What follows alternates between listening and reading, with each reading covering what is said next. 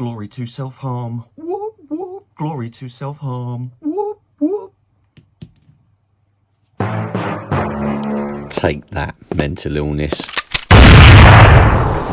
Hello, my friends, and welcome to Youth Potential, a place where we talk about all sorts of things related to mental health. Whether you feel good or whether you feel meh, this place is for you. Also, I've got an Instagram account. Please go and check that out. Hello, my friend Scott here, representing Youth Potential. So today we're talking about self-harm glorification. Since the early days of social media, maybe even before that, there have been people who glorify or romanticize self-harm. And the definition that I've kind of come up with, the context in which I'm using in this video, kind of is described as follows. Self-harm glorification is when a person or group of people actively share the process or immediate results of their self-harm in visual, verbal or written form for the purpose of promotion, shock value or trends. Okay, so just think about that for a second. That's the definition and context in which I'm describing it for this video. Okay, I just want to repeat that first bit again. Self-harm glorification is when a person or group of people actively share the process or immediate results of their self-harm in a visual, verbal or written form.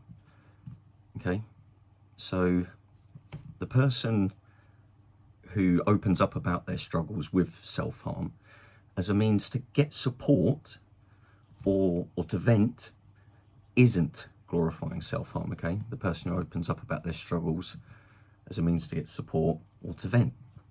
This is usually done in a one-to-one setting, but also an individual can reach out to a group of trusted people. So if someone's talking about their self-harm because they want to get help, or they're just basically trying to vent, I don't class that as glorifying self-harm. The person who shares their past struggles and experiences as a way of inspiring recovery or personal growth isn't glorifying self-harm. So I think when people like myself, and I know plenty of you lot have left comments as well, sharing your experiences, but when it's done in a way of inspiring recovery or personal growth, or just kind of exchanging stories to get to know someone, I don't think that that's glorifying self-harm. But the person who promotes and suggests self-harm as a good or healthy coping mechanism, I would say that is glorifying self-harm. So it's been a while since I've kind of come across someone that's actually communicated with me and suggested or promoted self-harm as a healthy coping mechanism. But I know in the past it has happened to me. People have said no, that they either enjoy it or, okay, maybe not so much enjoy. I don't think that could be divisive as to whether that is actually glorifying self-harm, because I know deep down a lot of us have one time or another enjoyed self-harm, so to speak.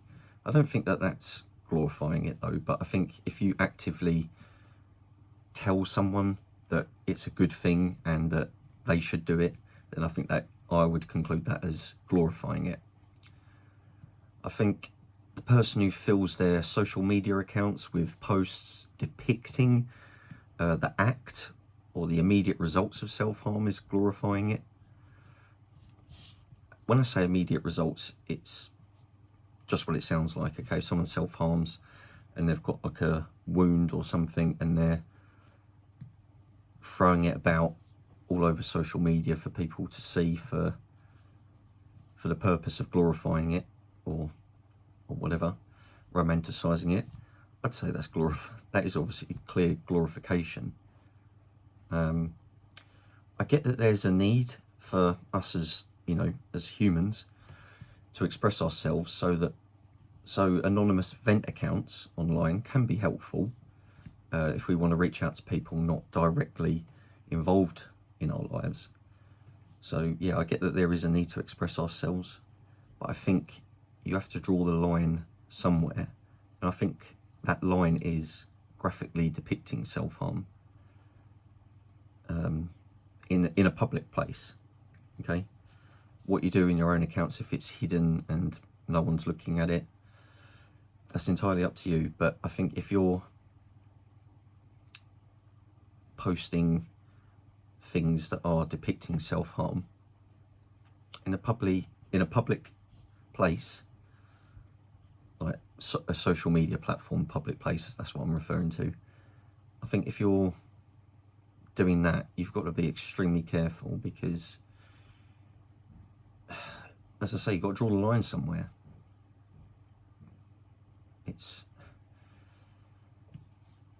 I'll get onto it in a second, but yeah, I think that's where the line has to be. It has to be somewhere, and it's there. I think, talking about your struggles with self-harm, you've got to be able to talk about it somewhere, and that's okay. But when you go around telling people that it's a good idea and that they should do it, or if you're shoving imagery down people's throats, so to speak, imagery that depicts self-harm or the immediate results of it, I don't think that that's acceptable. That's how I personally feel. That's my opinion, essentially. In the earlier days of social media, it was a lot easier and more common to share graphic images or videos depicting self-harm. But as time's gone on, social media platforms have made a lot of effort towards banning and censoring such content, which I believe is a good thing when it comes to the big picture and the safety of everybody that uses social media. So yeah, in my opinion, as I say, glorifying self-harm is not a good thing, and it's just dangerous for people involved, everyone involved. Okay. The person who is doing the glorifying, if they continue to do that, then they're unconsciously affirming to themselves that it's an acceptable thing to do. Going around showing people graphic images of self-harm, it's not fair to throw that on people, like, unexpectedly. Obviously, I think there's a difference if someone has asked to see it.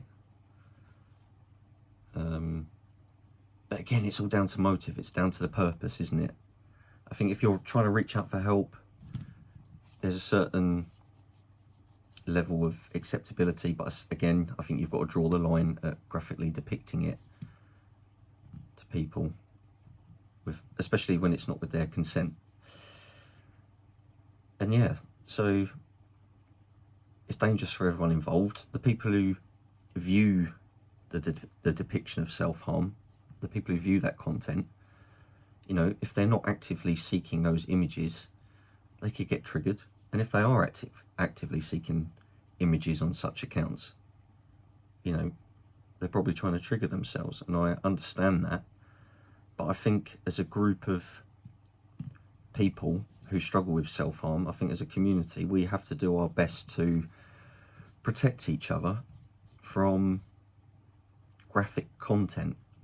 Okay, if we need help and we need support, then we've got to be able to talk to each other, haven't we? And I know it's hard because not everyone wants to listen and not everybody's available all the time. But I think if you're in a real bad place and you're either seeking graphic self-harm content or you're posting graphic self-harm content, I think you've really got to think about where that's going to lead you, right down the line. It's not a good routine to be in, and I've been in that routine. Okay, I'm not saying that I've never looked for graphic self-harm content, because admittedly I have in the past. But as I say again, I think as a community going forward, we need to protect each other, protect ourselves, protect our loved ones.